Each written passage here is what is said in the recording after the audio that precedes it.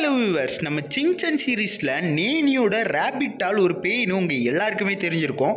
ஆனால் அது எப்படி பேயா மாறுது, எப்போலாம் பேயா மாறுது அப்படிங்கிற பற்றி இந்த வீடியோவில் பார்க்க போகிறோம். அதுக்கு முன்னாடி உங்களுக்கு சின்சனை பிடிக்கணும் இந்த வீடியோ லைக் பண்ணிட்டு நம்ம சேனலை சப்ஸ்கிரைப் பண்ணிக்கோங்க. நம்ம நிறைய எபிசோட பார்த்துருப்போம். நம்ம நேனி அவங்களோட அம்மாவும் எப்போலாம் கோவப்படுத்தாங்களோ அப்போ இந்த ரேபிட் பொம்மையை தான் போட்டு படாத பாடுபடுத்தி அவங்க டென்ஷனெல்லாம் குறைச்சிருப்பாங்க. ஆனால் எப்போலாம் ரெட் சைன் மூணு, அதாவது சந்திர கிரகணம் வருதோ அப்போலாம் இந்த ரேபிட்டுக்கு உயிர் வந்துடும். அப்போ இந்த ரேபிட் அவங்கள போட்டு படாத பாடுபடுத்தும். நம்ம ஊர்ல கூட சொல்லுவாங்களே, இந்த சந்திர கிரகணத்தப்போ உயிர் இல்லாத பொருளுக்கு கூட உயிர் வந்துடும். அது மட்டும் இல்லாம பேய்களுக்கெல்லாம் ஏகப்பட்ட பவர் கிடைக்கும். இந்த மாதிரி நிறைய சொல்லியிருப்பாங்க. அதெல்லாம் உண்மையோ பொய்யோ மேபி மித்தா இருக்கலாம். அதே கான்செப்ட்ல தான் இந்த ரேபிட் இருக்கும். இதை யாரெல்லாம் கொடுமை பண்ணாங்களோ அவங்களால இந்த டயத்துல போட்டு தெளிறான்னு நினைச்சுக்கிட்டு இருக்கும். ஆனா எண்டிங்ல வந்து அந்த கிரகணம் முடிஞ்சனால அது மறுபடியும் பொம்மையாவே மாறிடும். சம்டைம்ஸ் அது மார்னிங் கூட வந்திருக்கும். ஆனா அப்ப அதுக்கு ரொம்பவே பவர் கம்மியா தான் இருந்திருக்கும். இப்போ நான் சொன்னதெல்லாம் தான் இந்த ரேபிட் வருதுக்கு ஒரு ரீசனா இருக்கும். சரி, நீங்க இந்த ரேபிட் வருது எபிசோட்லாம் பார்த்துட்டீங்கன்னா அது கமெண்ட்ல சொல்லிட்டு இதே மாதிரி நிறைய வீடியோ பார்க்க நம்ம சேனலை சப்ஸ்கிரைப் பண்ணிக்கோங்க ஃப்ரெண்ட்ஸ்.